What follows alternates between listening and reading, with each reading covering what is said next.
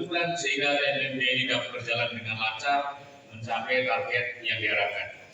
Allah Tuhan yang Maha Kuasa, hari ini Kamis 9 Juni 2022 pukul 10.05 waktu Indonesia Barat, TNI Manunggal membangun desa ke-113 tahun 2022 secara resmi saya nyatakan di 13 di Kodim 0116 Nagaraya. Saya berharap kepada masyarakat atau mengimbau kepada masyarakat, mari kita jaga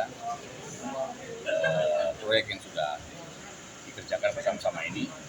Ya, kita berharap itu memberi manfaat yang lebih, dan ke depan kita juga mengharapkan itu akan ditingkatkan lagi oleh pemerintah daerah agar manfaatnya akan lebih optimal.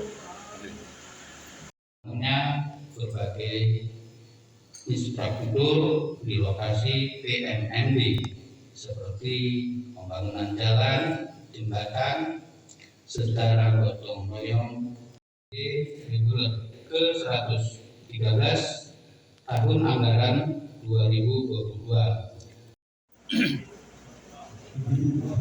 Lakukan penutupan TMMD yang dilakukan oleh Dandim 0116 Nagaraya yang bahwa yang dikerjakan sudah 1 bulan penuh.